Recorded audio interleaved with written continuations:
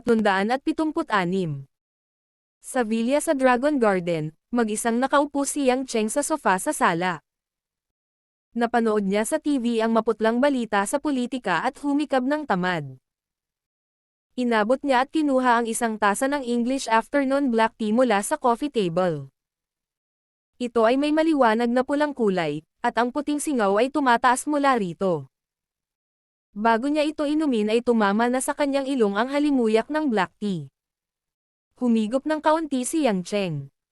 Sa totoo lang, hindi siya mahilig uminom ng ganito. Gayunpaman, wala siya sa mood na uminom ng tsaa sa sandaling ito. Halos natuon ang atensyon niya sa kusina. Sa kusina, mahigit 1 oras na nagkukwentuhan ang 4 na babae. Lahat ng klase ng tawa ay maririnig, at paminsan-minsan, may kakaibang tawa. Maging si Lin Ruoxi, na kadalasang naiilang sa mga ngiti, ay biglang tumawa ng ilang beses. Ang nagparamdam kay Yang Cheng na hindi maipaliwanag na komplikado ay ang 4 na babae ay tila ganap na nakalimutan ang tungkol sa pagkakaroon ng isang lalaki. Bakit halos 2 oras silang nagluto ng pagkain? Kadalasan, kailangan lang ni Mother Wang ng wala pang 1 oras. Bukod dito, ito ang ikatlong magkakasunod na araw na naantala ang oras ng pagkain.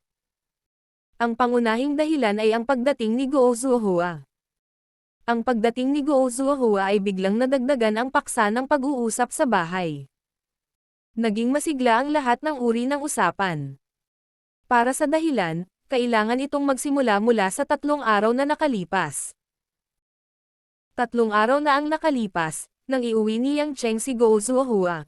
Nagulat silang lahat sina Lin Ruoxi, Huilin, at Mother Wang.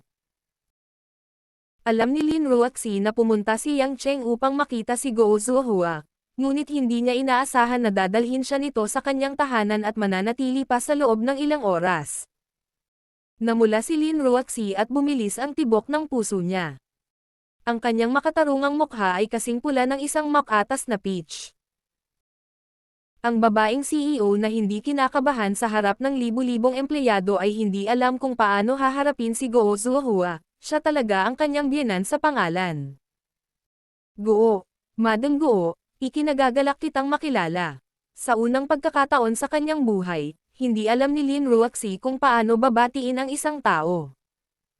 Nadama niya na kailangan niyang subukan ang kanyang makakaya upang maging malugod. Ito ay isang mahirap na sitwasyon para sa kagandahan ng yelo.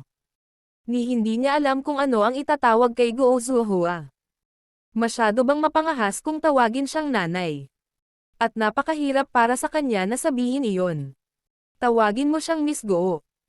Bagamat bata pa si Guo Zuohua, siya ay isang junior. Ang pagtawag sa kanya ng Madam Guo, ay tila napakalamig at malayo, si Lin Ruoxi ay sumasakit ang ulo. Hindi na kailangang mag-isip ng husto ni Huilin. Pagkatapos ng lahat, kilala niya si Guo Zuohua sa nakaraan. Tawagin niya lang siyang Tito Guo. Si Mother Wang ay mas matanda ng ilang taon kay Guo Zuohua. Natural, walang awkwardness. Tinawag lang niya itong Madam Guo, para ipakita ang kanyang paggalang. Tinanong ni Guo Zuohua kung sino ang nanay Wang ni Yang Cheng. Pagkatapos, binati niya sila sa magiliw na paraan. Nang turn na ni Lin Ruoxi, pinag-isipan niya si Yang Cheng. Nang makitang tila walang iniisip ang kanyang anak tungkol dito, nag-isip sandali si Guo Zuohua at sinabi kay Lin Ruoxi, "Ikaw si Ruoxi. Ilang beses na tayong nagkita sa nakaraan, ngunit hindi natin nakuha. Para magkakilala ng maayos. Hindi ko ini-expect na pagkatapos mag-ikot-ikot ay magiging isang pamilya tayo." Agad na napahiya si Lin Ruoxi. Ang mga salita ni Guo Zuohua ay hindi maaaring maging mas malinaw. Itinuring na niya ito bilang kanyang manugang. Sa madaling salita, nakilala nila ni Yang Cheng ang isa't isa, at binalak din niyang tanggapin ang manugang na ito na lumitaw ng wala saan. Sa katunayan, si Yang Cheng ay tulala pa rin. Bigla niyang hinalo, ang kanyang ina at iniuwi. Ito ang unang pagkakataon na maalala niyang nasa tabi niya ito. Hirap siyang masanay. Noong nagmamaneho siya pauwi, Halos ilang beses na siyang malikot ng daan. Kaya naman, wala siyang oras para pakialaman kung paano nagkasundo sina Lin Ruaxi at Guo Zuohua sa isa't isa. Sa pag-uwi, lihim na ginamit ni Yang Cheng ang innate chi ng restoration scripture upang i-unblock ang mga meridian sa katawan ni Guo Zuohua. Sa makatuwid, hindi na naramdaman ni Guo Zuohua ang pagod. Dinala ng lahat si Guo Zuohua sa sala at umupo. Matapos magtimpla ng kaldero ng Tai Guanyin si Mother Wang, nagsimula silang mag-chat ng casual. Pinag-usapan nila kung bakit biglang nagkaroon ng pamilya si Yang Cheng, at kung paano binalak ni Guo Zuohua na manirahan dito. Ang ikinagulat ng tatlong babae ay ang unang pangungusap na sinabi ni Guo Zuohua ay kay Lin Ruaxi na may banayad at nostalhak na ngiti. Ruaxi, ang iyong ina ay si Zhu Zijing, tama ba? Bahagyang nanginig ang maselang katawan ni Lin Ruaxi, at nanlaki ang matubig niyang mga mata. Ang kinakabahan niyang pulang mukha ay biglang napalitan ng pagtataka, at nanambalik ang dati niyang panlalamig. Madam Guo, paano mo nalaman? Talagang hindi ito kapanipaniwala kay Lin Ruaxi. Maging si Mother Wang, na pamilyar sa nakaraan ng Lin family, ay tumingin kay Guo Zuohua ng may pagtataka. Hindi niya maintindihan kung paano niya nalaman ang tungkol sa ina ni Lin Ruaxi. Ang ina ni Lin Ruaxi, si Zhu Zijing, ay namuhay ng malamig mula noong siya ay nagpakasal sa Lin family at nagpakasal kay Lin Kun.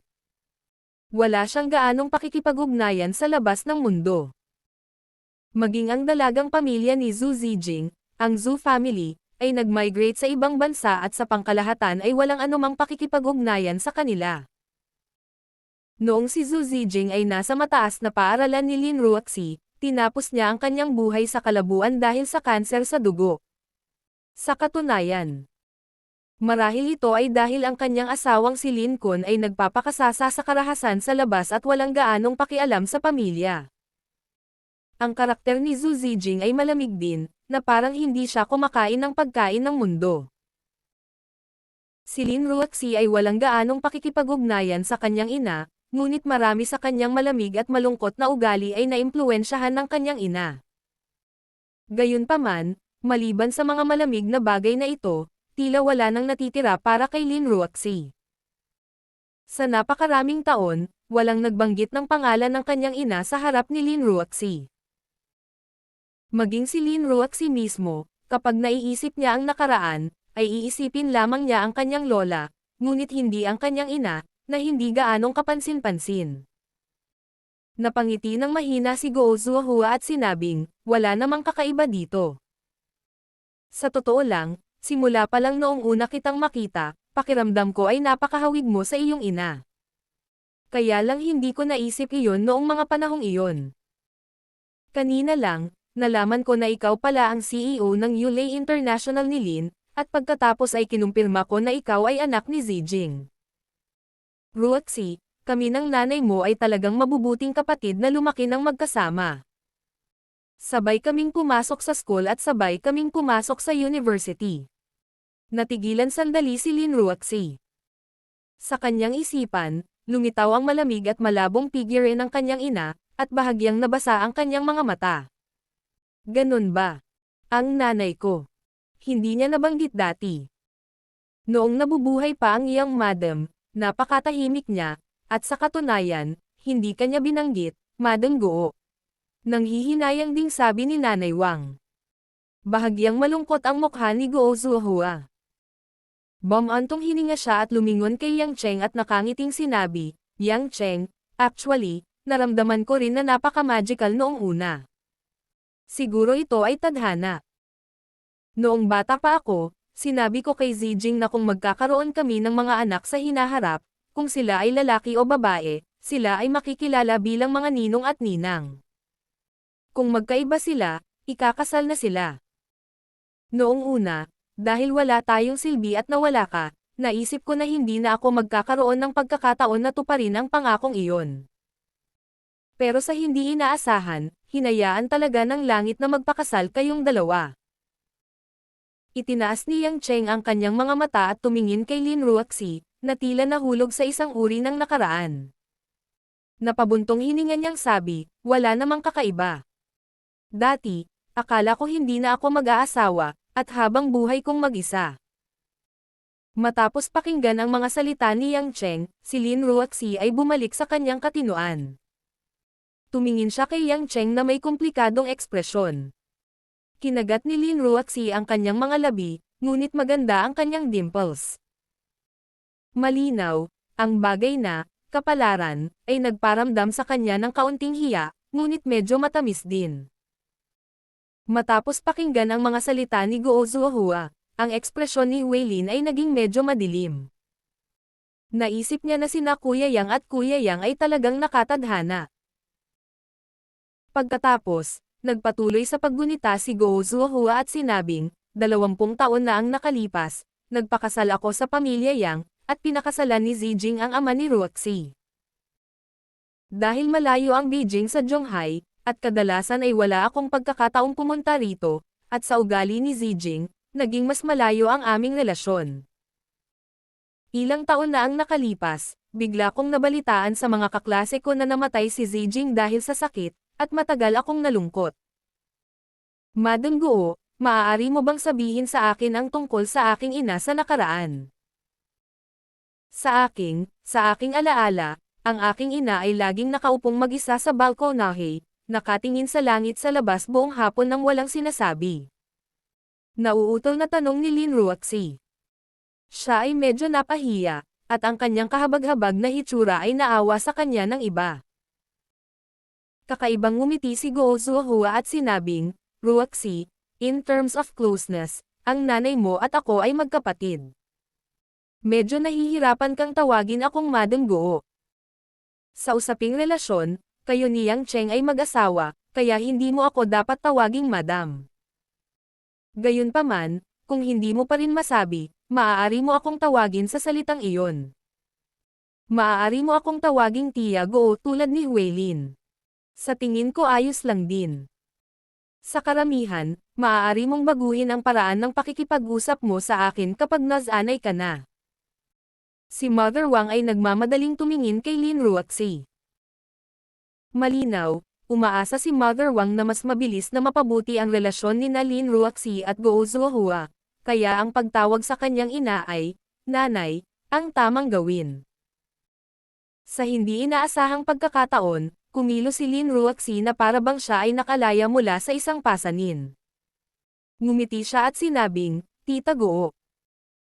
Pagkatapos noon, maraming pinag-usapan si Guo Zuohua tungkol sa nakaraan ng ina ni Lin Ruoxi, si Zhu Zijing. Maraming kawili-wiling kwento, na kadalasang nagpapasaya sa apat na babae. Hindi rin inasahan ni Lin Ruoxi na ang kanyang ina ay hindi lamang malungkot na buhay. Kailangang sabihin na naglakbay si Guo Zuohua sa buong mundo at nagbukas ng napakaraming mga orphanage. Siya ay may mahusay na mga kasanayan sa pakikisalamuha, kaya kapag siya ay dumating sa bahay, palaging may maraming tawanan. Talagang nakaramdam ng kakaiba si Yang Cheng.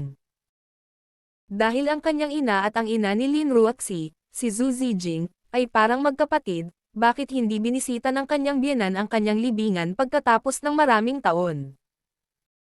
At saka, kahit sobrang busy niya, dapat hindi niya ito nakita ng napakaraming taon pagkatapos ng kasal, di ba?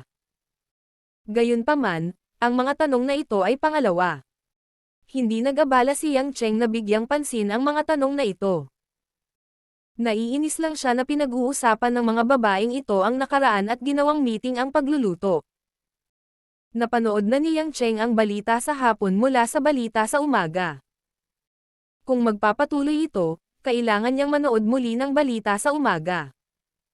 Hoy, tapos ka na ba? Gutom na ako. Sa wakas ay hindi napigil ang mapasigaw ni Yang Cheng. Sa kusina, narinig ang boses ni Nanay Wang, huwag kang mag-alala, Manugang. Tapos na. Ilalabas natin ngayon. Maya-maya, lumabas sa kusina ang apat na babae na may dalang mga mangkok at chopstick. Matapos ibaba ni Guo Zuohua ang isang plato ng nilagang isda, sumimangot siya at nakangiting sinabi kay Yang Cheng, ikaw lang ang lalaki sa bahay. Kahit hindi ka kumain, kahit papaano ay makakahawak ka ng isang plato. Tama. Bakit mo hinahayaan si Nanay Wang at Ruaxi na gawin ang lahat ng gawaing bahay? Ito ay isang ina na nagtuturo sa kanyang anak. Si Go Zuohua ay nakaranas din ng paikot-ikot na buhay, kaya malinaw ang kanyang pananaw. Bagamat puno siya ng guilt para kay Yang Cheng at gusto niyang makabawi sa responsibilidad ng isang ina hanggat maaari. Sa parehong oras, hindi niya akalain na ang lahat ay dapat maging masunurin kay Yang Cheng. Ano man ang gawin ni Yang Cheng, ituturing niyang tama ito. Umaasa siya na makakabawi siya sa responsibilidad ng isang ina at kasabay nito ay gawing mas may kakayahan si Yang Cheng na maging padre de pamilya. At least, mula sa 3 araw na pamamalagi niya sa bahay na ito, may nakikita siyang mga problema sa pamilyang ito. Halimbawa, ang bahay, ang kotse, lahat ng bagay dito ay pag-aari ni Lin Ruaxi. Ang kanyang kawawang anak ay talagang isang dukha. Gayun din, sina Yang Cheng at Lin Ruaxi ay natutulog sa magkahiwalay na silid. Bagamat hindi niya matiyak kung sila ay mag-asawa, alam niyang hindi sila ang uri ng mga batang mag-asawa na dumikit sa isa't isa. Para matulog sila sa magkahiwalay na kwarto sa murang edad, naniniwala si Go Zuohua na tiyak na may mali sa pagitan nila. Kung tungkol sa ugali ni Lin Ruaxi, madaling makita ni Go Zuohua na si Lin Ruaxi ay may malaking kawalang kasiyahan kay Yang Cheng. Si Yang Cheng ay pilyo, casual, at paminsan-minsan ay bastos, walang katotohanan, at walang kabuluhan. Talagang hindi siya ang uri ng tao na magugustuhan ng isang babaeng tulad ni Lin Ruaxi. Kahit na isang ina, hindi nakatiis si Go Zuohua. Kaya naman, bago siya magsimulang magtrabaho sa panig ni Lin Ruaxi, naramdaman ni Go Zuohua na kailangang bahagyang baguhin ng kanyang anak ang ilan sa kanyang hindi kagalang-galang na mga gawi. Inaasahan din niyang may tuwid ni Yang Cheng ang kanyang likod sa harap ni Lin Ruaxi. Bagamat ang ilan sa mga pangunawang ito ay hindi masyadong tumpak, bilang mga magulang, palaging nais ni Go Zuohua na mamuhay si Yang Cheng ng mas magandang buhay. Pagkatapos makinig sa lecture ni Go Zuohua, hinawakan ni Yang Cheng ang likod ng kanyang ulo. Hindi niya talaga ugali ang paggawa ng gawaing bahay. Simula nang lumipat siya sa bahay na ito, nahawakan ng maayos ni Nanay Wang ang lahat, kaya hindi niya naisip ang gumawa ng gawaing bahay. Sa sandaling ito, nang makinig siya sa lecture ni Go Zuohua, hindi siya nagalit. Sa halip, kakaibang init ang naramdaman niya sa kanyang puso. Namula siya, nakangiting tumakbo papunta sa kusina, at lumabas dala ang 2 pinakamainit na plato. Hindi inaasahan ni Lin Ruaxi na magiging masunurin si Yang Cheng kay Go Zuohua. Ito ang palaging gusto niyang gawin ni Yang Cheng, ngunit hindi niya inaasahan na pakikinggan siya ni Yang Cheng. Tumingin siya kay Go Zuohua, at nagkataong tumingin si Go Zuohua sa kanyang manugang. Nagpalitan ng tingin ang 2 babae, at tahimik na kinusat ni Go Zuohua ang kanyang mga mata. Nagmamadaling ibinaba ni Lin Ruaxi ang kanyang ulo, na parang nakikita ang kanyang iniisip. Nakaramdam siya ng hiya, ngunit sumilay ang mahinang ngiti sa gilid ng kanyang bibig. Sa tanghalian, napagtanto ni Yang Cheng na hindi niya inilabas ang kanyang karaniwang malaking soup bowl. Siya ay may malaking gana at mahilig kumain sa isang malaking mangkok, kaya palagi niyang hinihiling kay Nanay Wang na maglabas ng ibang mangkok. Napansin ni Mother Wang na may hinahanap si Yang Cheng at ngumiti. Young Master, sinabi ni Madam Go na bawal mong gamitin ang sopas bowl na iyon para kumain sa hinaharap. Ah, bakit? Tumingin si Yang Cheng kay Go Zuohua. Hindi ba masyadong nagkokontrol ang nanay ko? Tumikim si Go Zuohua at sinabing, bagamat nasa bahay tayo, palagi kang kumakain ng napakabilis, na parang may inaaway ka para sa iyong pagkain. Tsaka ang ingay-ingay mo. Comfortable kang kumain ng ganito, ngunit hindi magugustuhan ng mga batang babae tulad ni Ruaxi at Weilin na panoorin ang isang tao na kumakain ng ganito. Wala silang sinabi noon dahil maluwag sila sa iyo. Dapat mong isipin ang tungkol sa kanila.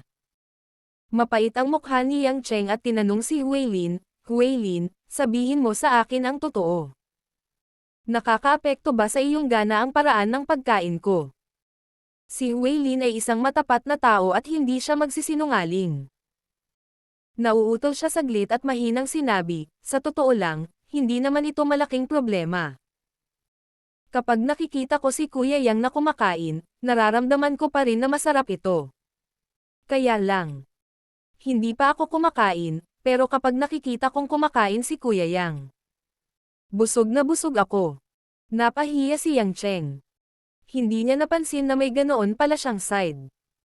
Tumingin siya kay Lin Ruaxi, na may, "Don't ask me," ekspresyon sa kanyang mukha. Hindi na niya kailangang isipin ang tungkol dito para malaman niyang hindi siya maganda kapag kumakain. Kung gayon, maaari ba akong makakuha ng isang mas malaking mangkok? Ang mangkok na ito ay masyadong maliit, maaari kong tapusin ito sa 2 subo. Hinawakan ni Yang Cheng ang mangkok na kasing laki ng palad sa kanyang kamay at malungkot na sinabi kay Guo Zuohua. Mahigpit na umiling si Guo Zuohua at seryosong sinabi, "Hindi, kung kulang ka, maaari kang makakuha ng higit pa. Lahat ay gumagamit ng ganitong uri ng mangkok. Bagamat ikaw lang ang lalaki sa pamilya, hindi ka maaaring maging espesyal. Bon-in-law, tutulungan kitang magsandok." Ilang beses pa ay sapat na, nakangiting sabi ni Nanay Wang. "Nay Wang, huwag mo siyang sayangin. Paano siya maglilingkod sa isang elder kapag kumakain siya?" Agad siyang pinigilan ni Guo Zuohua. Masasabi ni Yang Cheng na hindi siya nagbalik ng ina. Malinaw na kumuha siya ng teaching director para alagaan siya. Hindi man siya naiinis ay hindi talaga siya sanay. Sa huli, nakakunot lang ang labi niya at kumain kasama ang iba. Nang makita ni Guo Zuohua na hindi siya ginugulo ni Yang Cheng tungkol sa bowl, siya ay natuwa. Nang makitang hindi sanay kumain si Yang Cheng, ngumiti siya at kumuha ng pagkain para kay Yang Cheng gamit ang kanyang chopstick. She looked at him warmly. "Eat more vegetables in winter. It's good for your stomach and skin. Don't just eat meat. Bagamat hindi ka mataba, kailangan mo pa ring bigyang pansin ang balancing dieta." Tumanggaw si Yang Cheng. Hindi na niya matitikman ang pagkain sa bibig niya. Naisip niya na walang nagsabi sa kanya na magkaroon ng balanced diet sa loob ng 20 taon na kanyang nabubuhay. Hindi maiwasan ni Yang Cheng na makaramdam ng kaunting pagkabigo, ngunit medyo nasisiyahan din. Tiningnan ni Lin Ruaxi ang maliliit na aksyon sa pagitan ni Yang Cheng at ng kanyang ina. Medyo naiingit siya. Kahit na si Yang Cheng ay walang mga magulang sa kanyang tabi noon, ngayon ay mayroon na siyang Guo Zuohua na gustong bumawi sa kanya. Para naman kay Lin Ruaxi, bagamat mahal siya ng kanyang lola noong bata pa siya, nalulungkot siya ngayon. Sa sandaling ito, kinuha ni Guo Zuohua ang ilang pagkain gamit ang kanyang chopstick at inilagay ito sa mangkok ni Lin Ruaxi. Tumingin siya kay Lin Ruaxi nang makahulugan at ngumiti. "Wala akong pagpipilian. Hindi ko maaaring pagmalupitan ang aking manugang kahit na mabuti ako sa aking anak," kalahating biro na sabi ni Guo Zuohua. Tumanggaw sina Nanay Wang at Huilin bilang pagsang-ayon. Sa kabilang banda, namula si Lin Ruaxi at gustong humanap ng butas na mapagtatagwan. Paano makikita ang kanyang maliliit na iniisip sa lahat ng oras? Nasisiyahang panoorin ni Yang Cheng ang nahihiyang hitsura ni Lin Ruaxi. Mula nang dumating ang kanyang ina, tila naging mas mapagmahal si Lin Ruaxi. Hindi niya alam kung ito ay para pasayahin ang kanyang biyenan o dahil gusto talaga nitong makasama si Guo Zuohua. Mabuti na lang at unti-unting nagiging makatao si Lin Ruaxi. Pagkatapos ng hapunan, tumulong si Yang Cheng na dalhin ang mga plato sa kusina sa ilalim ng pangangasiwa ni Guo Zuohua. Sa kabutihang palad, hindi na kayanan ni Guo Zuohua na maghugas ng mga plato na parang anak, kaya't naligtas si Yang Cheng. Dahil malapit na ang bisperas ng bagong taon, ang Lunar New Year, naramdaman ng pamilya na kailangan nilang bumili ng ilang mga pangangailangan para sa bagong taon.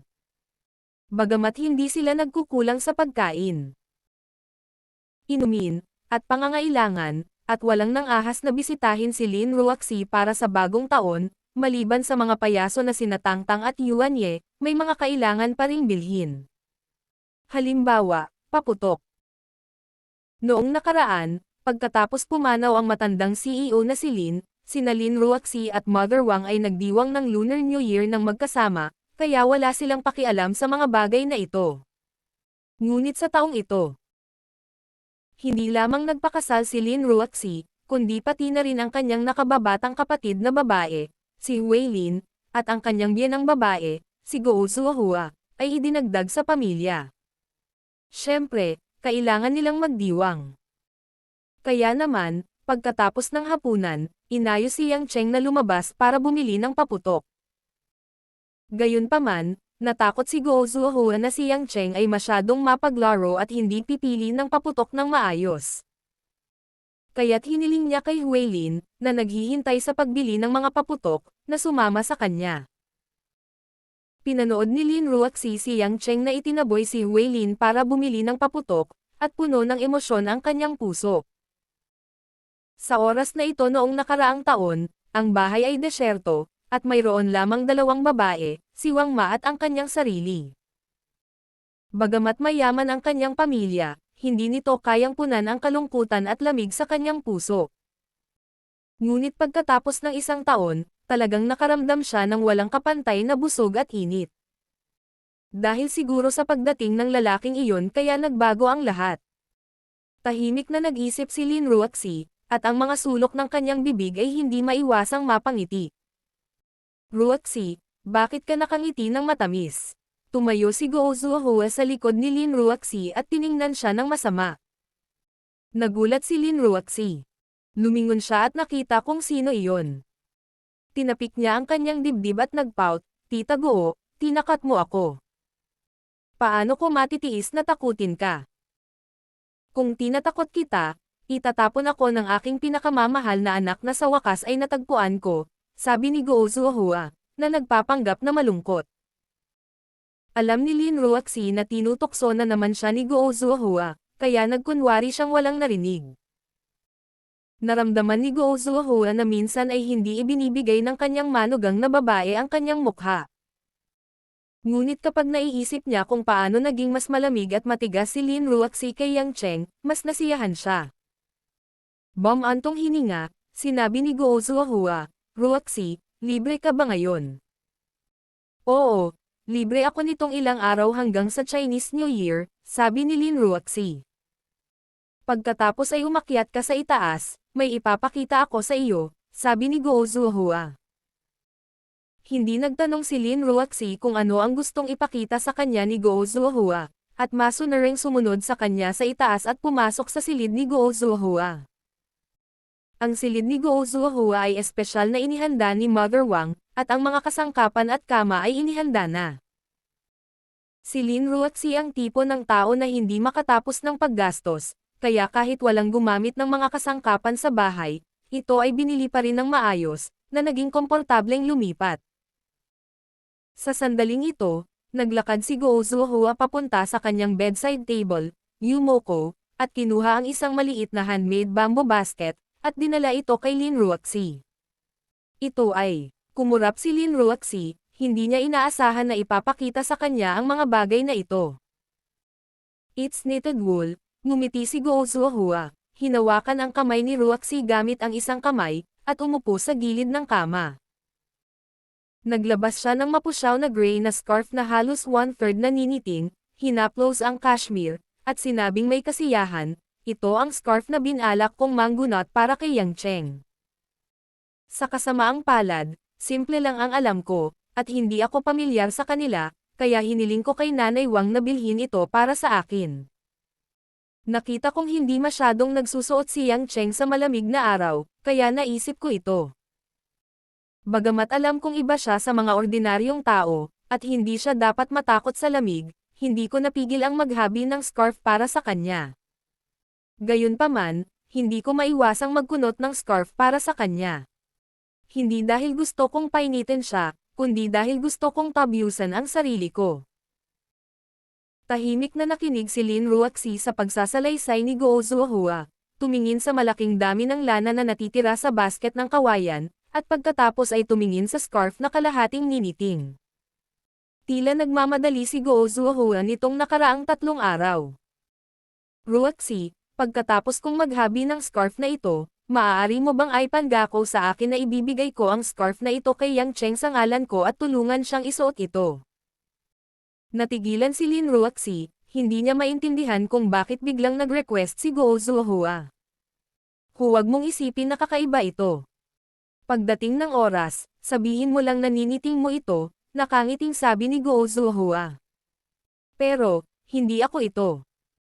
Hindi rin siya maniniwala sa iyo, hindi napigilan ni Go Zuohua na umiling at sinabing.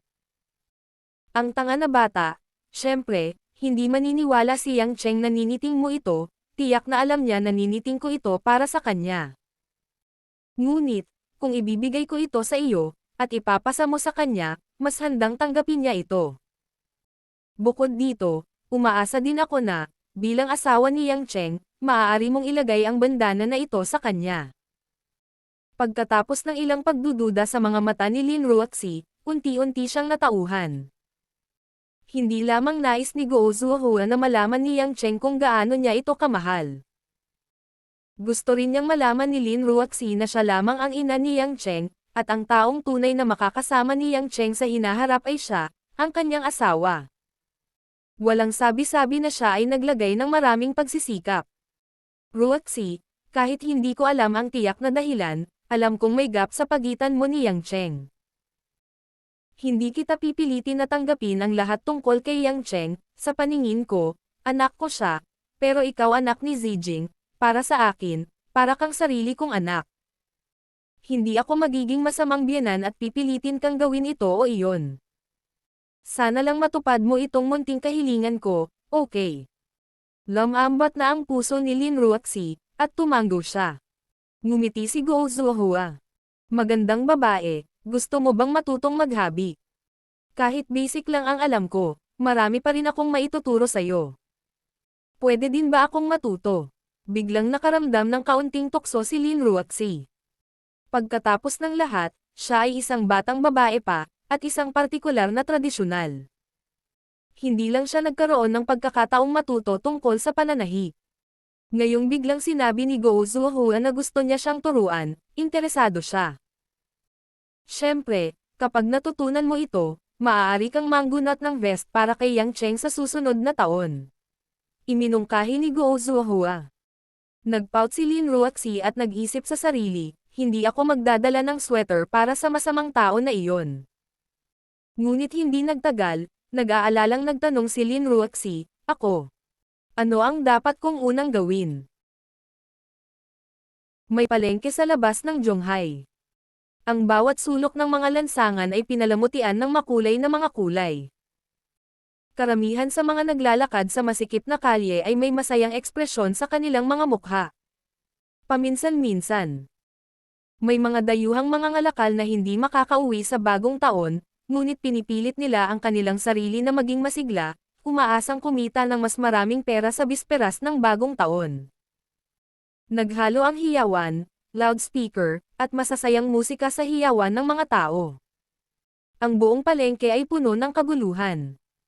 Hindi inaasahan ni Huilin na dadalhin siya ni Yang Cheng sa ganitong lugar para bumili ng paputok. Naisip niya na pupunta sila sa isang lugar na dalubhasa sa pagtitinde ng paputok. Gayunpaman, wala siyang gaanong alam tungkol sa mga bagay na ito, kaya sinundan niya si Yang Cheng saan man siya pumunta. Naglakad si Yang Cheng sa unahan habang si Huilin ay nakasunod sa kanyang likuran. Hindi siya nang ahas na lumayo kay Yang Cheng dahil sa hiyawan ng mga tao. Kung tutusin, ginugol niya ang halos buong buhay niya sa tahimik na kabundukan.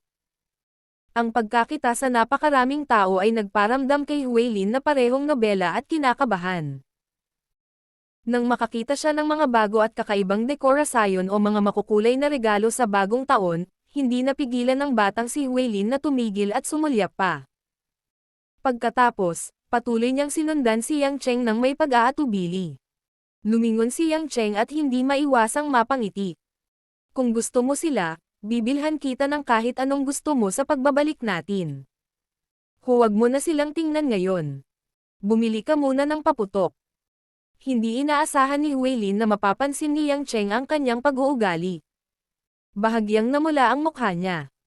Ngunit nang marinig niyang bibili si Yang Cheng ng kanyang mga paputok, masaya siyang pumayag. Sa totoo lang, hindi alam ni Yang Cheng kung anong uri ng paputok ang dapat niyang bilhin. May female dormitory lang sa bahay niya. Kung may mga paputok na kailangang palakihin, siya, bilang lalaki, ang magsisindi. Ngunit hindi iyon magiging kawili-wili. Ngunit kung bumili siya ng mga maliliit, hindi ito magiging maganda. Naisip ito ni Yang Cheng at nagpas siyang bumili ng malaki at maliliit. Dinala ni Yang Cheng si Huilin sa isang malaking tindahan na tila abala sa aktibidad. Luminggaling siya sa paligid at pumili ng isang kahon ng 88 na paputok at walang pag-aalinlangan itong binayaran. Ang amo ay isang mabait na matabang babae. Tinanong niya si Yang Cheng kung kailangan niya ng tulong sa paglipat ng kahon. Hindi naman kasi magaan ang box. Sinabi ni Yang Cheng na hindi. Humakbang si Huilin at inosenteng nagtanong, "Brother Yang, gusto mo bang kunin ko ito para sa iyo?" "Kaya ko naman, para makabili ka ng iba." Si Huilin ay, pagkatapos ng lahat, isang martial artist. Maaaring hindi kayang dalhin ng ibang mga babae ang ganitong bigat, ngunit ito ay isang piraso ng cake para sa kanya. Kumunat ang noo ni Yang Cheng. "You're just a little girl. Anong ginagawa mo? Pumunta ka sa tindahan sa kabilang kalye at hilingin sa lolo mo na manghiram ng 2 gwardya." "Lolo." Natigilan si Huilin. Lumingon siya at nakita niya si Lin Shiguo, na nakasuot ng casual na damit, at si Grey Robe, na malapit na sumusunod sa kanya. Nakatayo sila sa entrance ng porcelain bowl shop at pumipitas ng mga teacups at bowls tulad ng mga ordinaryong customer. Nang makita ni Lin Shiguo si Huilin nagulat na nakatingin sa kanya, alam niyang sa wakas ay tumigil na si Yang Cheng sa hindi pagpansin sa kanila. Ngumiti siya ng mapait at naglakad patungo sa furry workshop kasama si Grey Robe at ang 2 gwardya. Sa katunayan, mula nang dumating sina Yang Cheng at Huilin sa palengke, sinadya o hindi sinasadyang nakapaligid sila ni Yang Cheng. Sa kakayahan ni Yang Cheng, dapat ay napansin na niya sila sa simula pa lang. Ngunit sa ilang kadahilanan, nagkunwari si Yang Cheng na hindi sila nakikita. Si Lin Shiguo ay, pagkatapos ng lahat, isang elder, at isang taong may mataas na katayuan. Noong una, umaasa siyang magiging mataktika si Yang Cheng at magkusa na makipag-usap sa kanya. Ngunit hindi niya inaasahan na hindi ito binili ni Yang Cheng, at iniwan silang nakabitin ng mahabang panahon bago tumugon sa kanila. "Ikaw brat, sigurado kang mayabang. Akala ko ay hindi mo na kami papansinin hanggang sa pag-uwi kasama ang apo ko," walang magawang sabi ni Lin Shiguo. Mabilis na ibinaba ni Huilin ang kanyang ulo at tumawag, "Lolo." Mukha siyang kinakabahan. Matapos malaman kung ano ang ginawa ni Lin Shiguo sa nakaraan, hindi na siya nang ahas na kausapin si Lin Shiguo, natatakot na magalit siya sa kanyang lola, si Abbas Yun Miao. Tumingin si Lin Shiguo sa kanyang apo, na nahihiya na ibinababa ang kanyang ulo, at ipinakita ang isang mapagmahal na ekspresyon. "Huier, nasanay ka na bang tumira sa bahay ng ate mo?" "Oo, napakabait niya sa akin," mahinang sabi ni Huilin. "Mabuti naman. Huwag mong hayaang maapektuhan ni Lolo ang relasyon ninyo bilang magkapatid. By the way, kilala ba ni Ruaxi kung sino ka?" Tanong ni Lin Shiguo na may pag-aalala. Mukhang nag-aalangan si Huilin. "Sa tingin ko alam niya. Ngunit hindi ako masyadong sigurado. Dapat niyang malaman." "Ganun ba?" Nag-isip sandali si Lin Shiguo at bumantong hininga. "Matatanggap ka ni Ruaxi bilang kapatid niya, pero hindi niya ako matatanggap bilang lolo niya. Parang masyado akong makasalanan sa puso niya." Bumulong si Yang Cheng, "Tumigil ka sa pagsasalita ng walang kaparerikan. Bilisan mo at tulungan mo akong ilipat ang mga paputok." Inis si Lin Shiguo. "Ganyan ka ba makipag-usap sa mga nakatatanda mo? Bakit kita tutulungang ilipat ang mga paputok na binili mo? Hilhin din mo ang iyong mga bantay na tulungan akong ilipat ang mga paputok." Kailangan ko pang dalhin ang iyong mahal na apo upang bumili ng ilang mga gamit. Bibisitahin mo ba si Huilin na sa wakas ay makikita ang kanyang lolo? Ngumiti ng pilyo si Yang Cheng. Ikaw. Tumingin si Lin Shiguo kay Huilin, na nalilito. Bumantong hininga siya at inutusan ang dalawang gwardya na tulungan si Yang Cheng na ilayo ang mga paputok. Nakatingin sa maamo na mukha ni Yang Cheng habang sinenyasan niya si Huilin na umalis, nakasimangot si Lin Shiguo. Aalis ka ng ganyan lang. Ayaw mo bang malaman kung bakit ako nandito? Nagkibit balikat si Yang Cheng. Hindi ako magtatanong kung ayaw mong sabihin. Galit na galit si Lin Shiguo. Sinisikap siya ng brat na ito na sirain ang mukha, ngunit wala siyang magawa. Nasa kontrol talaga siya ni Lin Shiguo. Sa huli, napabuntong hininga na lamang siya. Nandito ako para ipaalam sa iyo na darating ang mga taong iyon sa ikalawang gabi ng Lunar New Year. Casual na tumanggaw si Yang Cheng. Got it. Kung wala nang iba, aalis muna ako kasama si Huilin. Ganyan ka ba ka-confident? Hindi mo na ba kailangang itanong kung ilan ang tao? Sino sila at anong paghahanda ang dapat nating gawin? Nagmamadaling tanong ni Lin Shiguo. Maluwag na ngumiti si Yang Cheng. Trabaho mo yan. Pupunta lang ako dyan para mag-observe. Don't get me wrong. Pagkatapos noon, hindi pinansin ni Yang Cheng ang lilang mukha ni Lin Shiguo at umalis sa tindahan ng paputok kasama si Huilin, na patuloy na lumilingon sa likod. Nakita ni Grey Robe na matigas ang mukha ni Lin Shiguo, kaya sinubukan niya itong hikayatin. Guro, kung gusto ni Yang Cheng na maunawaan ang sitwasyon, tiyak na malalaman niya ito mula sa Sea Eagles. Pinipilit lang niyang maiwasan ang pagdududa. Halatang masama ang tingin niya sa akin. Tingnan natin kung paano niya ito haharapin kapag dumating ang mga tao mula sa Sandstorm. Mataimtim na sabi ni Lin Shiguo.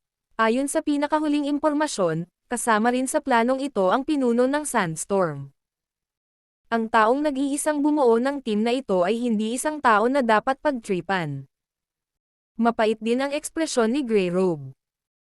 Ang impluwensya ni Huaxia ay lumalawak sa lahat ng mga taon na ito, ngunit ang bilang ng mga kaaway ay dumarami, at sila ay lumalakas at lumalakas. Hindi ko alam kung gaano katagal ang ating Yellow Flame Iron Brigade. Malungkot ang mukha ni Lin Shiguo, at ang kanyang tingin ay hindi maipaliwanag na komplikado. Sa kabilang banda, ibinalik ni Yang Cheng si Huilin kung saan sila dumating. Sa pagbabalik, hinayaan ni Yang Cheng si Huilin na pumili ng anumang gusto niya. Hindi nagdala ng pera si Huilin, kaya si Yang Cheng ang nagbayad. Kuya Yang, babayaran kita pag-uwi natin, sabi ni Huilin na may seryosong mukha at namumula ang mukha. Huwag kang tanga. Kahit hindi ako kasing yaman ng kapatid mo, makakabili pa rin ako ng kaunting regalo para sa kapatid ko, nakangiting sabi ni Yang Cheng. Kinagat ni Huilin ang kanyang mga labi. Hindi niya alam kung bakit medyo nadismaya siya, pero ngumiti pa rin siya ng matamis. Pabalik na sana silang dalawa sa car park, isang matangkad na babae na nakasuot ng puting down jacket at black skin-tight thermal stockings ang lumapit sa kanila. Ang babae ay may hawak na isang habi na shopping bag sa kanyang kamay. Hindi siya naglagay ng anumang pampaganda at pumunta sa palengke upang mamili ng walang anumang pampaganda. Ang kanyang itim na buhok ay parang tinta, ang kanyang balat ay maputi, at may bahagyang pulang-pula sa kanyang mga pisngi na tinatangay ng malamig na hangin. Mukha siyang elegante at pino sa karamihan. Natigilan si Yang Cheng. Parang may napansin din ang babaeng nasa harapan niya. Tumangala siya at nakita si Yang Cheng. Pagkatapos, isang ngiti ng pagkagulat ang lumitaw sa kanyang mukha. Gayunpaman, nang makita niya si Huilin, na nakatayo sa tabi ni Yang Cheng na may nakangiting mukha at maselang figure, ang mga mata ng babae ay nagpakita ng kalungkutan at pait. Napangiti ng awkward si Yang Cheng. Alam niyang mali ang pagkakaintindi ng babae. Umakyat siya at kinurot ang pisngi ng babae. Little Chen Chen, siya si Ruaxi at ang nakababatang kapatid ko. Huwag mong intindihin. Ang babaeng nag-iisang namimili ay si Mo Chani. Matapos makinig sa paliwanag ni Yang Cheng, hindi siya mapakali sa pagkurot ni Yang Cheng sa kanyang pisngi. Isang bakas ng pagdududa ang sumilay sa kanyang magagandang mata, younger sister. Oo, siya si Huilin, ang nakababatang kapatid ni Ruoxi. Sumama siya sa akin para bumili ng paputok. On the way, bumili ako ng mga laruan na gusto niya. Pagpapakilala ni Yang Cheng. Noon lang napansin ni Mo Chani na tila nahihiya si Huilin at hindi naglakas loob na tingnan siya. Palihim niyang sinulyapan si Yang Cheng. Maliwanag, nahihiya siyang makitang malapit sa kanya si Yang Cheng. Sigurado si Mo Chani na nagkakamali siya. She rolled her eyes at Yang Cheng and smiled, "Why are you explaining to me? I'm not the real deal anyway." Kahit nagseselos ako, hindi ko ito seseryosohin. Kapag magsalita ka ulit ng ganyan, sasampalin kita. Nagkunwaring galit si Yang Cheng habang itinataas ang kanyang kamay at itinutok ito sa puwitan ni Mo Chani para magpakitang gilas. Nahihiyang hinailan ni Mo Chani ang kamay ni Yang Cheng pababa. Nakakainis ka. Are you trying to embarrass me on the streets? Kasalanan mo kung bakit hindi ako naniwala sa pagiging single-minded ko, sabi ni Yang Chen habang nakapout. Inilibot ni Mo Chani ang kanyang mga mata. Sanay na siya sa makapal na balat ni Yang Cheng. Ang iyong isa, ay dapat na isang fraction ng isang fraction, tama. Pang-aasar ni Mo Chani. Hinawakan ni Yang Cheng ang kanyang dibdib. Little Chen Chen, masyadong masakit ang mga salita mo. Naduraj ang puso ko. Kung may kutsilyo ako, huhukayin ko ang puso ko para makita mo. Sira na parang dumpling feelings. Tumaas ang kilay ni Mo Chani at hinampas ng isang kamay ang dibdib ni Yang Cheng, nakakainis ka. Bagong taon na, at narito ako para bumili ng balat ng dumpling para gawing dumpling. Bakit kailangan mong gawin ang mga dumplings na parang nakakadiri? Tumawa si Yang Cheng, "So little Chen Chen, nandito ka para bumili ng mga balot ng dumpling. Marunong ka bang gumawa ng dumplings? Maaari ba akong magkaroon ng makakain? Gusto kong kainin ang iyong dumplings." Hindi mo ba tinutulungan ang pamilya mo na bumili ng mga paninda para sa bagong taon? Paano ka magkakaroon ng oras upang kainin ang mga dumpling na ginawa ko? Nagpout si Mo Chani. May 2 araw pa bago ang Chinese New Year. Pupunta ako sa inyong lugar mamayang gabi at kakain muna ako ng dumplings. Mukhang hindi talaga tayo gumagawa ng dumplings sa bahay. Nakangiting sabi ni Yang Cheng. Nauuto si Mo Chani at nagtanong, "Ikaw? Nandito ka ba talaga para kumain?" Siyempre, tumanggo si Yang Cheng. "Sige, magdadalawang isip akong bibigyan ka," sabi ni Mo Chani habang nagpipigil ng tawa. Naayos na ang usapin. Alam nilang dalawa na dahilan lang ito para sabay na tapusin ang pagkain, pero wala ni isa sa kanila ang nagturo nito.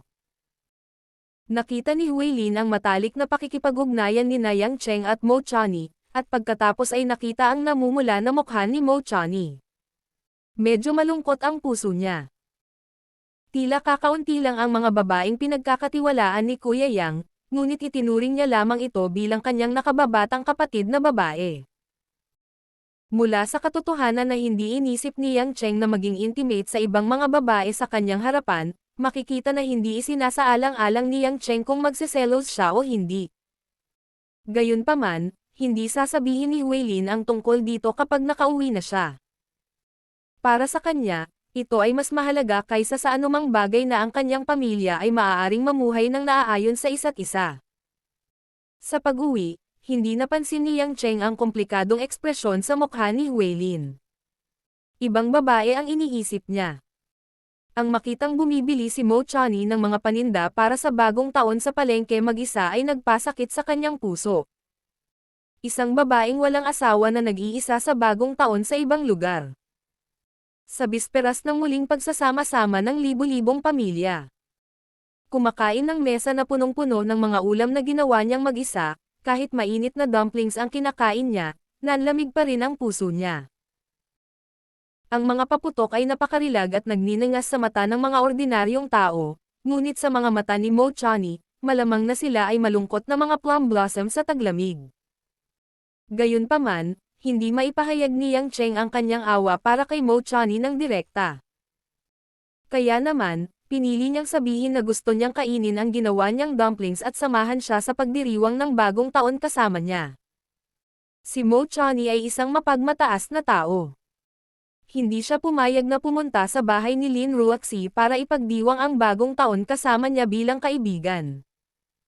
Kaya, pagkatapos malaman ang tunay na intensyon ni Yang Cheng, hindi niya ito tinanggihan. Sa halip, tinanggap niya ang pagmamahal ni Yang Cheng ng may kasiyahan. Kung ganito si Mo Chani, paano naman si Chang Wei, na wala ring pamilya? Naisip ni Yang Cheng ang hanggal na babaeng iyon na kailangan lang ng 10 segundo, paminsan-minsan. Pakiramdam niya ay isa siyang hatek. Naisip niya na pagkatapos na samahan si Mo Chani, dapat din niyang samahan si Chang Wei sa hapunan sa bisperas ng bagong taon. Si Liu Ming gayon naman ay may sariling pamilya. Bagamat makaramdam siya ng kaunting panghihinayang, hindi siya masyadong malungkot. Para naman kay Angsen, ang baliw at makulat na vixen na iyon, malamang na hindi siya mapanglo. Bukod dito, kahit na si An Zaihuan ay hindi gaanong, siya ay lalaki pa rin ng kanyang ama. Ngayong tumataas na ang katayuan ng pamilyang An sa Zhonghai at napalitan na ang pamilya Liu, natural na mapapabore ng kanilang mga kamag-anak at kaibigan ang mayaman at makapangyarihan. Ang isang malaking bilang ng mga tao ay malamang na darating upang ipagdiwang ang bagong taon. Siguradong may inis si Angsen ng walang katapusan.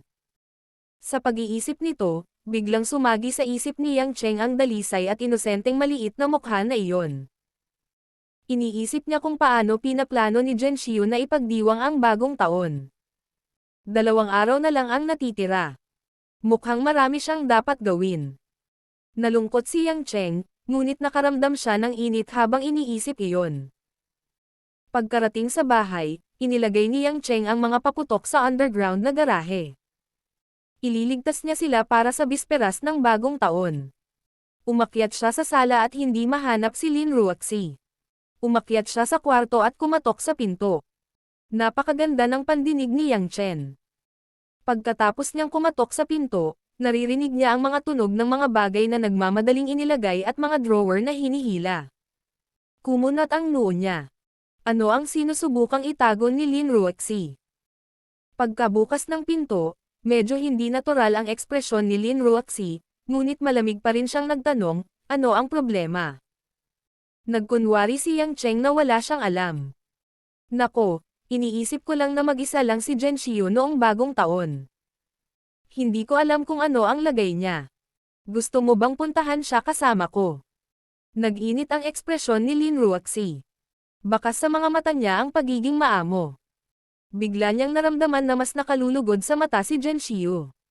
Oo, dapat nating puntahan siya. Sinabi ko kay Auntie Guo na pupunta ako sa orphanage bukas. Gusto mo bang puntahan si Zhen Xiu ngayong gabi? Ito, hinawakan ni Yang Cheng ang likod ng kanyang ulo sa kahihiyan. I promised someone to go out for dinner tonight. Nakita ni Lin Ruaxi ang medyo kakaibang ngiti ni Yang Chen, at agad na naisip na dapat itong makipag-date sa isang babae. Kaagad namang nawala ang bakas ng kahinahunan sa kanyang mga tingin, kung ganoon ay bukas na lang. Don't tell me na may date kayo araw-araw. Syempre hindi, seryosong sabi ni Yang Cheng. Kung wala nang iba, isinasara ko ang pinto, sabi ni Lin Ruaxi. Hindi na niya hinintay ang sagot ni Yang Cheng at diretsyong isinara ang pinto ng study ng malakas. Si Yang Cheng ay natigilan sa pintuan na may walang magawa na tingin sa kanyang mukha. Matapos isara ang pinto, galit na tinapakan ni Lin Ruaxi ang kanyang mga paa. Pumunta siya sa desk niya at binuksan ang isang malaking drawer. Mayroong ilang mga lana at mga karayom sa pagniniting sa loob nito. May isang maluwag na piraso ng lana na kasing laki ng tela ng palm knitting. Kinuha ni Lin Ruaxi ang produkto, na kanyang kinalikot sa loob ng 2 oras. Sandali niya itong tinitigan ng masama at mahinang bamantong hininga. Si Yang Cheng, na bumalik sa kanyang silid, ay hindi alam na siya ay malubhang nasira ang kumpiyansa ni Lin Ruaxi sa pag-aaral ng pagniniting. Sa sandaling ito, tinatawagan niya si Angsen. Kung sasabihin kung sinong babae ang pinakaklinggi sa paligid niya, siguradong si Angsen iyon, pero kung sasabihin kung sino ang pinaka-carefree, si Angsen din iyon. Pagkabalik mula sa Hokkaido, hindi na muling nakipag-ugnayan si Angsen kay Yang Cheng. Ang babaeng iyon ay isang taong minahal ka hanggang kamatayan, at kung hindi ka niya papansinin, papansinin ka lang niya. Dati, gustong-gusto ni Yang Cheng ang ganitong uri ng personalidad. Dati kasi, sandaling kasiyahan lang ang gusto niya, pero ngayon parang iba na siya. Mabilis na nakonekta ang tawag, at ang matamis na boses ni Angsen ay nanggaling sa telepono, "Darling, you finally remembered me." "Hoy, munting demonyo, hindi mo rin yata ako tinawag." Malungkot na sabi ni Yang Cheng. Humalaklak si Angsen, "Sino ba ang nagsabi sa iyo na laging gumanap bilang isang gwapong kabalyero? I think knights should be cold and aloof. What if you think I'm too clingy? Ginaganti mo ba ako sa pag-iwan sa'yo ng kalahating taon?" Tumawa ng mapait si Yang Cheng. Medyo, kalahating pilyo at kalahating seryosong sabi ni Angsen. May ipapaliwanag sana si Yang Cheng, ngunit may narinig siyang ingay mula sa gilid ni Angsen. Nagmamadaling sinabi ni Angsen, "Hubby, marami akong kamag-anak na hindi ko kilala sa bahay, kailangan ko silang i-entertain. Happy New Year! May sorpresa ako sa iyo pagkatapos ng bagong taon, bye." Nagmamadaling ibinaba ni Angsen ang tawag, naiwan si Yang Cheng na nakatulala sa kanyang telepono. Not to mention what the surprise was, the next time they met, sasampalin muna niya ito. Matapos pakalmeyan ang sarili, muling idinial ni Yang Cheng ang numero ni Liu Minggayo. Pagkaraan ng ilang sandali, kinuha ni Liu Minggayo ang telepono, ngunit ang kanyang tono ay medyo nagmamadali habang siya ay direktang nagtanong, "Ano ang problema?" "Nagluluto ako, bilasan mo at sabihin mo." Nabulunan ang tono ni Yang Cheng. Magsasalita pa sana siya, may narinig siyang boses ng babae, "Minggayo, masusunog na ang mga pinggan, bakit ka tumatawag?" "Ah, nakuha mo, nanay." Beep. Napatulala si Yang Chen. Hindi man lang siya nakapagsalita ng kahit isang salita bago siya pinatay. Hindi alam ni Yang Cheng kung tatawa o iiyak, kaya hindi na siya tumawag. Maaari lang siyang pumunta sa lugar ni Chang Wei ng direkta. Paano kung si Chang Wei ay nagdaraos ng ilang year-end celebration kasama ang kanyang mga subordinate at siya ay nabitin muli? Hindi ba siya iiyak? Pagkatapos magpalat ng malinis na damit, nakita ni Yang Cheng na malapit na ang oras, kaya bumaba siya para sabihin kina Guo Zuohua at Mother Wang na lalabas siya para sa hapunan. Pagbaba niya, nanunood sina Lin Ruoxi at Wei Lin ng mahigit 100 episode ng Korean family drama. Nang makitang may niluluto si Nanay Wang, lumapit si Yang Cheng at sinabing, "Nay Wang, lalabas ako para sa hapunan, hindi mo na kailangang ihanda ang aking bahagi." Bago pa makasagot si Nanay Wang, bumaba si Guo Zuohua at nagtatakang nagtanong, "Bagong taon na, bakit ka lalabas para maghapunan? Kasamahan ba ito?" Saglit na nag-alinlangan si Yang Cheng, "Oo, at hindi. Gayunpaman, napaka-importanteng tao ito, at makakasama ko siya ng maaga." Bago nagtanong si Guo Zuohua, walang ekspresyon na sinabi ni Lin Ruoxi, na nakaupo sa sofa, "Tita Guo, huwag mo na siyang tanungin. Kung sa tingin niya ay mahalaga ito, hayaan mo na lang siya." Si Guo Zuohua ay tumingin kay Lin Ruoxi na may pagkalito, at pagkatapos ay tumingin kay Yang Cheng, na awkward na naglalakad palabas ng pinto, at nagmumuni-muni. Makalipas ang kalahating oras, dumating si Yang Cheng sa apartment ni Mo Chani at napagtantong hindi nakalock ang pinto. Malamang, hinihintay siya nito. Dahan-daang binuksan ni Yang Cheng ang pinto at pumasok. Ang amoy ng sesame oil at coriander ay umagos sa kanyang mga butas ng ilong. May mga puting mumo ng harina na nakakalat sa hapagkainan at umuusok ang kusina. Si Mo Chani ay nakasuot ng apron at ang kanyang buhok ay nakatali sa isang simpleng nakapusod. Abala siya sa kusina, nakadamit na parang may bahay. Nang makita niyang pumasok si Yang Cheng sa bahay, pinunasan niya ang pawis sa kanyang mga templo at ngumiti, kakain na tayo sa loob ng kalahating oras. Si Yang Cheng ay hindi nagmamadali. Pumunta siya sa kusina at tumayo sa likod ni Mo Chani. Ipinulupot niya ang kanyang mga braso sa malambot na baywang ni Mo Chani at bamulong sa tenga ng babae, hindi pa ako nagugutom. Bakit hindi tayo mag-ehersisyo bago kumain? Alam ni Mo Chani ang iniisip ni Yang Cheng. She patted Yang Cheng's forehead coquettishly, stop fooling around. Kakain na tayo pagkatapos kong magluto ng ilang ulam. Bakit hindi ka lumabas at manood ng TV sandali? Tiningnan ni Yang Cheng ang mga pinggan sa kabinet ng kusina. Mayroong 6 hanggang 7 iba't ibang uri ng mga pagkaing karne at gulay.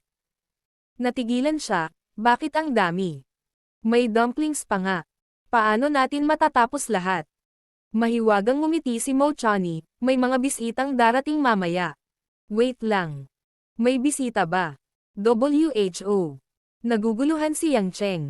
Kilala mo rin sila. Malalaman mo kapag bumaba na sila. Pinipigilan siya ni Mo Chani na hulaan.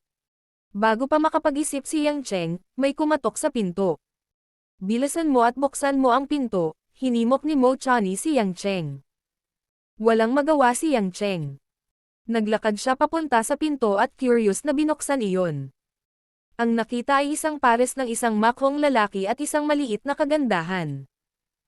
Kumurap si Yang Cheng para masiguradong hindi siya mali ang nakikita at nagtanong, bakit kayo nandito? Brother Yang, long time no see, nakangiting sabi ni Yezi. Tawa ng tawa si Sky Dragon, haha, bakit hindi tayo? Nandito ka para mag-freeload, at nandito rin kami para mag-freeload. Ang mga bagong dating ay si Ye mula sa Dragon Group at Sky Dragon mula sa Group of 8. Bakit magkasama silang pumunta sa lugar ni Mo Chani? Dumating si Mo Chani sa sala mula sa kusina na may dalang malamig na mga pinggan. Ngumiti siya ng matamis at sinabing, Yezi, Tianlong, nandito ka na. Pumasok ka na at maupo ka. Ate Chani, hayaan mo akong tulungan ka. Inilabas ni Yezi ang kanyang dila kay Yang Cheng at direktang tumakbo sa kusina upang tulungan si Mo Chani. Hinawakan ni Yang Cheng si Sky Dragon at nakasimangot na nagtanong, pinaglalaroan mo na naman ba ako? Noong nakaraan, niloko mo ako na sumama sa iyo sa pakikipaglaban sa Tibet. Saan ka pupunta this time? Walang magawang sinabi ni Sky Dragon, ano ang ibig mong sabihin? Ang patay na taksil na si Duan Ren, ang nagplano laban sa iyo. Hindi namin iyon intensyon. At saka, hindi mo ba alam na pupunta tayo sa Zhonghai para lumahok sa labanan? Nandito kami ni Yezi para kumain dahil sa personal na pagkakaibigan ni Miss Mo. Personal na pagkakaibigan. Yezi has keeping in touch with Miss Mo. Hindi mo ba alam? Curious na tanong ni Sky Dragon. Hindi talaga alam ni Yang Cheng.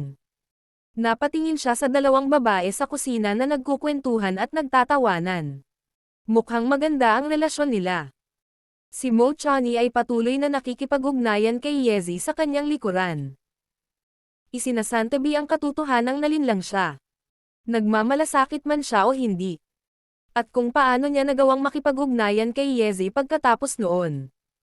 Ang katotohanang kaya niyang mapanatili ang ganoong kalapit na relasyon kay Yezi ay sapat na upang ipakita na higit pa si Mo Chani. Malawak ang isip kaysa sa karaniwang tao. Hindi nakakagulat na siya ay napakahusay sa mundo ng negosyo. Naupo si Yang Cheng kasama si Sky Dragon sa sala at nagbuhos ng 2 basong tubig. Pagkaraan ng ilang sandali na pag-usapan ang tungkol sa kamakailang sitwasyon, nagtanong si Yang Cheng, bakit ka nandito kasama si Yezi? Nasaan ang ibang miyembro ng Dragon Group? Nahihiyang ngumiti si Sky Dragon at sinabing, ang tanong mo. Hindi mo ba masasabi kung ano ang relasyon ko kay Yezi? Anong relasyon? Hindi talaga masabi ni Yang Cheng. Nagde-date tayo. Sa wakas ay hindi napigilan ni Sky Dragon na sabihin ito nang may pagmamalaki sa kanyang mukha. Halos iluwan ni Yang Cheng ang tubig sa kanyang bibig. Nakatingin sa matipuno at parisukat na mukha ni Sky Dragon, pagkatapos ay tumingin sa maliit na figure ni Yezi, hindi niya inaasahan na magkasama silang dalawa. Nang matapos ang dalawang babae sa kusina, na puno ng mga pinggan ang hapagkainan. Inilabas din ang 3 plato ng umuusok na dumplings. Sinabi ni Yang Cheng kay Yezi, "Girl, wala kang magandang panlasa. Bakit Sky Dragon ang pinili mo?" Namula si Yezi at nahihiyang sumulyap kay Sky Dragon. "Hindi ko rin alam." Sinabi ni Yezi na mabuti akong tao dahil tapat ako, walang kahihiyang sabi ni Sky Dragon. Inunat ni Yezi ang kanyang kamay at pinaikot ang braso ni Sky Dragon. Galit niyang pinigilan siya sa pagpapatuloy. Bilang ganti, matigas na hinawakan siya ni Sky Dragon sa kanyang mga braso. Nang makita ito, hindi mapigilan ni Mo Chani na asarin, "Huwag kang pumunta sa bahay ko. Napakaasim." Habang nagkukwentuhan at nagtatawanan silang apat ay umupo na sila at nagsimulang kumain. Inakala ni Yang Cheng na ito ay hapunan kasama si Mo Chani, ngunit ito pala ay isang pagkain para salubungin ang 2 bihirang bisitang ito. Hindi niya maiwasang makaramdam ng kaunting panlulumo. Pagkatapos kumain, halos lahat ng pagkain ay wala na. Tinulungan ni Yang Cheng si Mo Chani na dalhin ang mga pinggan pabalik sa kusina. Sinamantala ni Mo Chani ang pagkakataon, maingat na tinanong ni Mo Chani si Yang Cheng, "Hubby, nakipag-ugnayan na ako kay Yezi. Hindi ka magagalit, di ba?" "Bakit naman ako magagalit?" tanong ni Yang Cheng. "Hindi ko sinabi sa'yo," mahinang sabi ni Mo Chani. Sa katunayan, ilang beses na niyang gustong sabihin kay Yang Cheng, ngunit napakalakas ng kanyang pride kaya hindi niya naisip na may maiuulat patungkol sa kanyang mga personal na kaibigan. Sa phone lang kasi niya nakausap si Yezi. Ngayon, nagkataong pumunta si Yezi kay Jonghai at gusto siyang makita, kaya nagkataon silang naghapunan. Maluwag na ngumiti si Yang Cheng. "As long as you think it's okay. How can I control who make friends with? You're not a little girl na walang alam." Sige. Nakahinga si Mo Chani at ngumiti. Kung tutusin, matagal na silang hindi nagkita. Nang magsama-sama, umiinom silang apat ng mainit na tsaa at kumain ng merienda na parang pinatuyong prutas. Marami silang pinag-uusapan. Naisip ni Yang Cheng na kawili-wiling makipagbiruan kina Sky Dragon at Yezi, ang mag-asawang Beauty and the Beast. Lalo na kapag binubuli ni Yezi si Sky Dragon kapag nahihiya siya, pero sa huli, palagi siyang binubuli ni Sky Dragon. Mabilis na lumipas ang oras habang nag-uusap sila, at pasado 11:00 na ng gabi. Nakita ni Yezi at Sky Dragon na malapit na ang oras at tumayo sila para umalis. Kung tutusin, may negosyo silang aasikasuhin sa Jonghai. Sa buong pag-uusap, iniiwasan ng dalawa ang pag-uusap tungkol sa paghaharap ni Sandstorm at Brahma. Malinaw, alam nila na hindi gustong pag-usapan ito ni Yang Cheng, at ayaw nilang mapansin ito ni Mo Chani. Gayunpaman, nang sila ay aalis na, biglang nagdilim ang mga ilaw sa bahay. Kasunod noon, tumahimik ang lahat ng gamit sa bahay. Brown out. Napakadilim ng bahay, ngunit hindi naapektuhan ang paningin ni Yang Cheng. Gayunpaman, may kutob si Yang Cheng na hindi ito isang ordinaryong pagkawala ng kuryente. Hindi malay ni Mo Chani na lumapit kay Yang Cheng at mahinang nagtanong, "May problema ba sa circuit? Bakit magkakaroon ng pagkawala ng kuryente sa taglamig? Hindi pwedeng mawalan ng kuryente." "Ate Mo, tingnan mo, ang ibang mga gusali sa labas ay maliwanag, ngunit ang aming gusali ay madilim." Itinuro ni Ye ang iba pang mga gusali sa labas ng bintana.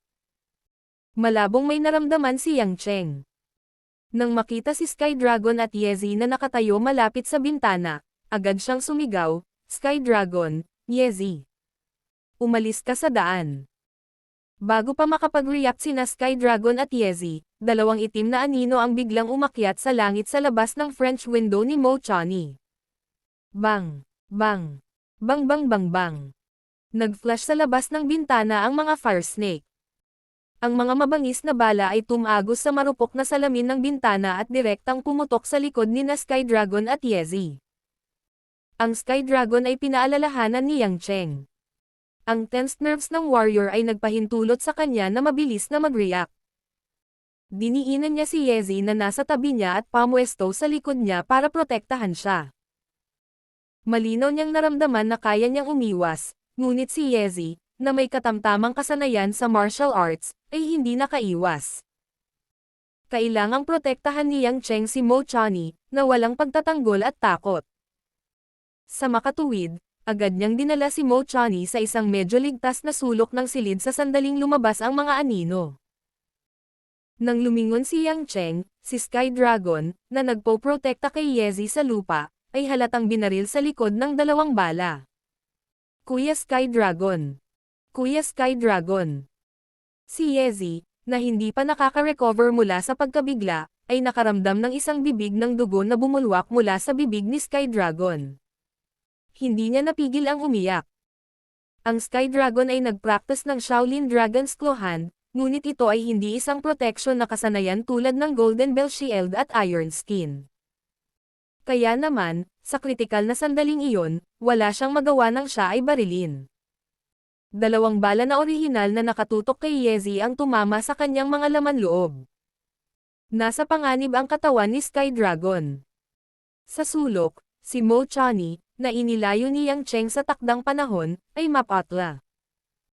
Ang kalunos-lunos na pagliko ng mga pangyayari sa isang kisap mata ay nawalan siya ng malay. Siya ay nalilito at hindi alam kung ano ang gagawin. Gayunpaman, ang pag-atake ng 2 anino ay hindi pa tapos.